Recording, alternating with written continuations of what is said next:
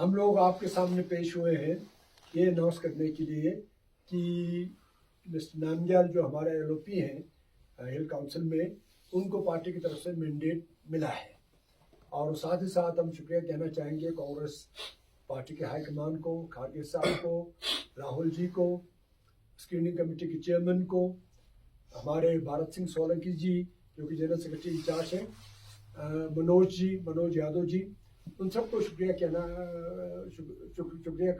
अदा करना चाहते हैं कि उन्होंने सोच समझ के पार्टी का मैंडेट हमारे नामग्याल साहब को दिया है, जो कि जवान है, होनहार है, बहुत ही आर्टिकुलेट है, और काउंसिल में उनका परफॉर्मेंस आप लोगों ने देखा है। साथ ही साथ मैं ये भी कहना चाहता हूँ, करगिल के हमारे कांग्रेस की यूनिट है, उन्होंने अपनी तरफ से कोशिश किया बहुत, और क्यों नहीं करेंगे, उनका भी हक बनता है। लेकिन उन्होंने अपना केस स्पॉइल कर दिया है।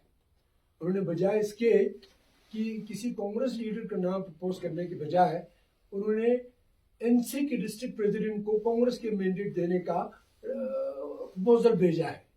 ये तो अनरीजनेबल है। देखिए, हम लोग इंडिया अलायंस का हिस्सा है, उसमें जो इंडिया अलायंस में आपके सीट शेयरिंग हुआ है उसी के हिसाब से होना चाहिए। कांग्रेस किसी सीनियर लीडर करगिल से उसका नाम आता तो पार्टी सोचता, मैं खुद भी सोचता, क्योंकि मैं प्रेसिडेंट हूं। ये कांग्रेस का मैंडेट लेका ठेकेदारी नहीं है। Kargil has got equal presence of Congress man and women there, equal both, उनका भी हक बनता है। लेकिन चूंकि उन्होंने गलती की कि नेशनल कॉन्फ्रेंस के डिस्ट्रिक्ट प्रेसिडेंट को कांग्रेस का मैंडेट प्रपोज करना, ये तो अनरीजनेबल था। देखिए, कश्मीर में 3 सीट नेशनल कॉन्फ्रेंस के लिए छोड़ा है, वहां तो हमने ये क्लेम नहीं किया, वहां तो हमने ये कोशिश नहीं किया कि किसी कांग्रेसी को नेशनल कॉन्फ्रेंस के सिंबल और नेशनल कॉन्फ्रेंस के मैंडेट पे खड़ा करें। तो करगिल वालों ने अपना ही केस स्पॉइल किया है। जिस तरह का पास रिकॉर्ड रहा है पिछली 2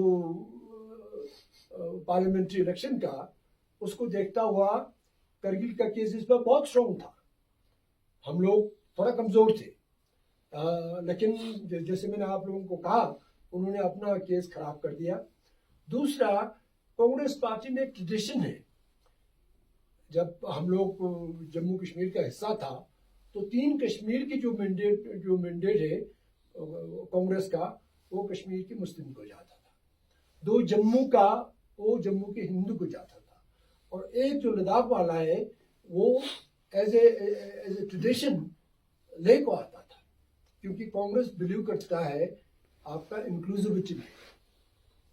ये तो बुद्धिस्ट का पार्लियामेंट में पहुंचने का सिर्फ ले पार्लियामेंट्री आपका सीट अकेला है पूरे हिंदुस्तान में। तो एक प्रेसिडेंट भी रहा है, उस प्रेसिडेंट को भी उन्होंने फॉलो किया मेरे ख्याल में। लेकिन मुझे साथ ही साथ थोड़ा बहुत अफसोस भी है, करगिल के लोग हमारे साथी हैं, हम लोग इकट्ठे काम किया है। तबला साहब अपना नाम डालते शायद हो जाता, या रजा साहब जिसका बहुत ही अच्छा रिकॉर्ड रहा है, सुल्तान साहब से सिर्फ 34 वोट से हारे, उनका नाम आता शायद मिल जाता, हम लोग भी उसमें थोड़ा बहुत योगदान देता।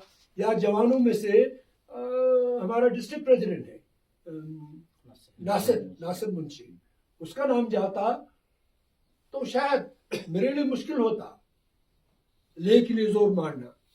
लेकिन चूंकि उन्होंने ऐसा नहीं किया, क्योंकि उन्होंने एनसी के डिस्ट्रिक्ट प्रेसिडेंट को मैंडेट देने का इंसिस्ट किया, तो ये तो अनरीजनेबल था। अभी वो लोग गुस्से में हैं, मैं समझ सकता हूँ, हम भी होते। तो जो अभी उन्होंने प्रेस कॉन्फ्रेंस किया है कि हमने कॉमन कैंडिडेट निकालना है, वो शायद अपना बड़ास निकालने के लिए, अपना गुस्सा जाहिर करने के लिए उन्होंने किया है। आगे जाके कांग्रेस हाईकमान उमर साहब से बात करेंगे। उमर साहब बहुत ही हमारा लीडर रहा है, चीफ मिनिस्टर में उनका कलीग रहा हूँ कैबिनेट में, तो उनसे रिक्वेस्ट करेंगे तो मेरे ख्याल में ये रिजॉल्व हो जाएगा। सर, आज आपने देखा होगा उमर साहब का ट्वीट, जिसमें उन्होंने एनसी और जो कांग्रेस की प्रेस कॉन्फ्रेंस के बाद उन्होंने उनको बधाई दी, तो इसका क्या मतलब है? वो तो अभी एक प्रेशर टैक्टिक्स था, क्योंकि दोनों तरफ से खींचातानी हो रहा था, तो प्रेशर बिल्ड करना दिल्ली के ऊपर उसका एक हिस्सा है, उसका एक हिस्सा हो सकता है, मुझे मालूम नहीं है, उसका एक हिस्सा हो सकता है।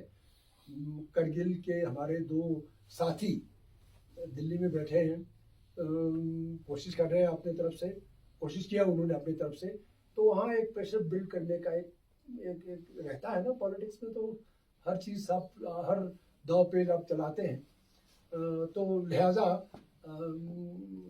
हमारे नंदगल साहब को मैं बधाई देना चाहूँगा और हम लोग कोशिश करेंगे कि इस सीट को निकाल के दिखाएं। जिस तरह अभी भी हमारा यहाँ पे क्लाइमेट फास्ट चल रहा है, आज 57 डे है और 50,000 लोगों ने इसमें पार्टिसिपेट किया है, क्लाइमेट फास्ट में बैठा है। और जो एक यंग पॉपुलर मोदी साहब का ब्लू आइड बॉय, जिन्होंने पार्लियामेंट में आर्टिकल 370 पे तहलका मचाया था, उनको चेंज करना इस बात का संकेत देता है कि बीजेपी का हालत बहुत पतला है यहाँ पे। नहीं तो जिस आदमी को मोदी साहब ने बहुत ही पीठ थपथपाया, अमित शाह जी बहुत उस टाइम पे मुस्कुरा रहे थे जब वो भाषण कर रहे थे, उसको मैंडेट काट के किसी और को फील करना बीजेपी का क्या कहते हैं, दे आर सेंसिंग डिफीट। और हम लोग इंश्योर करके दिखाएंगे बीजेपी को, यहाँ से हम अप्रूव करके छोड़ेंगे। सर, जिस तरह से मैंडेट का काफी यहाँ पे कभी कारगिल को जाएगा, कभी ले को जाएगा, तो आज जो है ले को मिला है। तो सर, जिस तरह से प्रेस कॉन्फ्रेंस हो रहा है कारगिल में, तो आपको क्या लगता है कैंपेन में थोड़ा डिस्टर्ब नहीं होगा? क्योंकि एक तरफ इंडिपेंडेंट कैंडिडेट निकाल रहे जो कि एनसी के हैं, तो इस बीच में क्या टकरार नहीं हो सकता? क्योंकि ले का जो जिस तरह से आप बता रहे हैं कि कांग्रेस का एक ही जैसे मैंडेट नामग्याल जी को मिला है, तो जिस तरह कारगिल में अभी ग्रीवेंसेस आप देख रहे हैं प्रेस कॉन्फ्रेंस के द्वारा, तो इसमें आपके लिए मुश्किल नहीं होगा? क्योंकि कैंपेन के दौरान कारगिल का कुछ और ही कहना है, जिस तरह से प्रेस कॉन्फ्रेंस दिया, और लद्दाख के लिए ये मुश्किल नहीं होगा सर? पहली बात तो ये भी एक प्रेशर बिल्ड करने का एक टैक्टिक्स था। इस बात को आप समझ लीजिएगा, क्योंकि जब तक अनाउंस नहीं होता तो दोनों तरफ से कोशिश होता है, करगिल वाले चाहते हैं उन्हें मिले, हम चाहते हैं हमें मिले, और दोनों जायज है। तो उसका एक हिस्सा था, क्योंकि हमने डिक्लेयर नहीं किया था, क्योंकि हमने अनाउंस नहीं किया था, तो प्रेशर बिल्ड करने का एक जरिया था वो। दूसरा, देखिए, हम अगर इंडिया अलायंस का हम सब पार्टनर हैं, तो we will all have to be honest to the alliance. और हम उम्मीद करते हैं कि फारूक साहब के क़यादत में, उमर साहब के क़यादत में हमारे लोग जो इंडिया अलायंस के जो पार्टनर्स हैं, नेशनल कॉन्फ्रेंस, इस इंडिया अलायंस को सिंसियर रहेंगे। सर, मैं पूछना चाहूँगा, कुछ लोग आपका नाम बहुत जोरों से प्रोजेक्ट कर रहते हैं जी, इसके बारे में क्या बताएंगे? देखिए, मेरे 2018 में जब असेंबली डिसॉल्व हुआ, तब से मैं बोलता आ रहा हूँ कि मैं इलेक्टोरल पॉलिटिक्स से रिटायर्ड हूँ, और मैं पार्टी में इसलिए हूँ क्योंकि पार्टी ने मुझे बहुत कुछ दिया है। मैं मिनिस्टर रहा फॉर द लॉन्गेस्ट टाइम, उसके बाद में CLP लीडर था